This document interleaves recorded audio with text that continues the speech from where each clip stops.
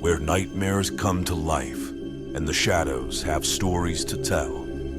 If you're brave enough to stick around, hit that subscribe button and turn on notifications, because you never know when the next story will creep up on you. Now, settle in, turn down the lights, and get ready for a journey into the unknown. This is Campfire, where fear has a voice.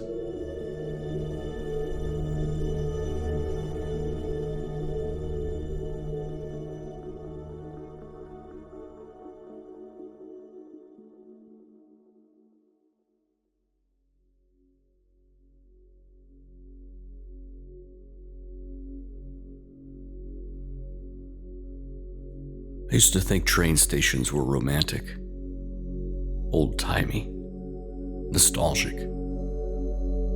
Now I know better.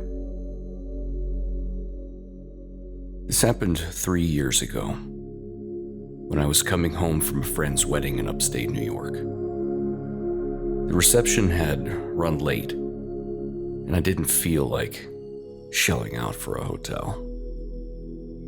So I booked a red-eye train that left at 2:10 a.m. It would drop me back in the city just after dawn. The night was foggy, the kind of fog that makes the streetlights look like they're underwater. The kind that makes even normal things, trash cans, mailboxes, feel like threats lurking in the mist. I got to the station around 1:45 a.m. There was nobody there. No conductor. No ticket taker. No passengers. It was just me and a long wooden bench. And a vending machine humming like it was alive. I checked my phone. It still said track 2, 2:10 a.m. But when the time came, there was no train. The clock on the wall ticked past 2:15, then 2:20. And then, a distant sound, sort of a chug, chug, chug that vibrated the rails like something old. And then headlights pierced the fog. And a train crawled into the station.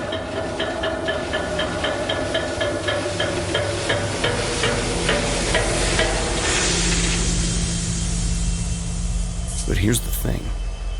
This train wasn't on track 2. It came in behind the station, where there wasn't supposed to be a track at all. Not anymore. That side of the station has been boarded up for years. It was black, as if coal and smoke, time, had stained it. Its windows were dark, no lights, no logo, no number, just one door, which opened for me. Now here's where I'll admit something stupid. I stepped on.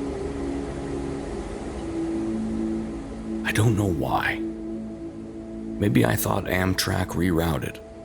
Maybe I was half asleep. But the moment my foot touched that metal floor, the door slammed shut behind me, and everything went dark. I turned around, panicked, and slammed my fist onto the door, but it was locked. And then the lights came on. Flickering yellow lights that buzzed overhead, the kind you see in horror movies. And I was no longer alone. The train car was filled with passengers. But they weren't right. They sat perfectly still, dressed in out-of-date clothing. Men in fedoras, women in long skirts, and a kid with a propeller hat Their skin was ashy, gray, and their eyes were open. All of them, staring forward, unblinking. I backed up into the corner of the car, my heart just hammering. And that's when I noticed the smell. It was like mildew and rotting leaves. Something else. Something sweet. Like syrup left out too long. The train jerked forward. No announcement. No conductor. Just motion. The moment it started moving, people began speaking. Not out loud. It was in my head. He doesn't belong. He's not marked. Why is he here? He's not one of us. The words came in whispers, crawling across my brain like insects. I clamped my hands over my ears, but it didn't stop. And then the man across from me turned his head, just a few inches. But I heard it, like dry wood snapping. He looked at me and smiled. His teeth were gone, just dark gums. And he spoke, this time out loud. Ticket, please. I bolted. I sprinted through the door into the next car, and the next, and the next. Each one was worse than the last. The second car had no seats at all, just people standing shoulder to shoulder, acting like livestock. They didn't move. They didn't breathe. They just stared at the floor. The third was filled with mirrors, and in every reflection, I was different, older, deader, my face sagging, my skin gray like theirs. By the fourth car, I started screaming. I pounded on the windows, but they didn't break. I tried the emergency exit, but it was rusted shut. Then I saw the fifth car. It had a sign over it, painted in black tar, dripping down the door. No one leaves. I turned back, but the other doors were gone. There were no seams, no handles, just walls. And that's when I heard the conductor. Not footsteps, not breathing, but the sound of chains dragging, clinking, getting closer. I hid under a bench, holding my breath. And then, through the tiny gap, I saw him. He was tall, thin, wearing a uniform soaked in soot. No face, just a blur of smoke. And in his hand, he held a lantern. The flame inside wasn't fire. It was screaming. It's the only way that I can describe it. A twisted ball of light and sound. Screaming faces, pushing against the glass like they were trying to get out. He stopped right next to me. I could feel the heat.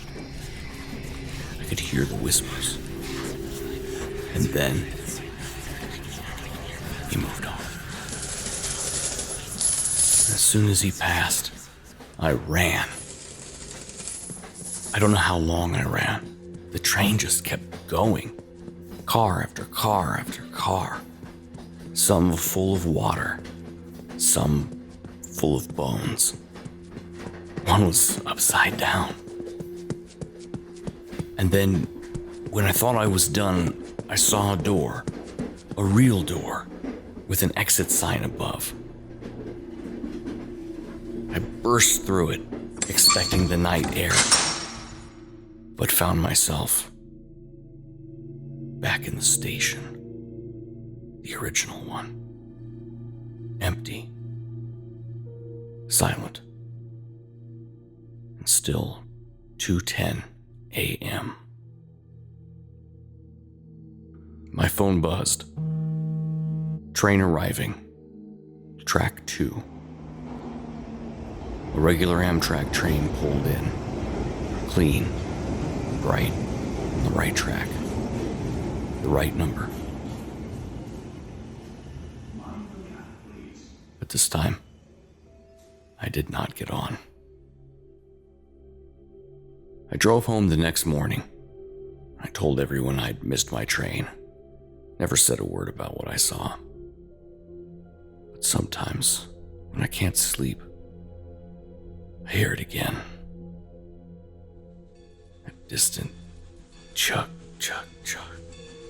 And sometimes, when I'm walking by the subway at night, I see it just for a second. Black train on the wrong track. And a conductor with a lantern full of screams. Waiting.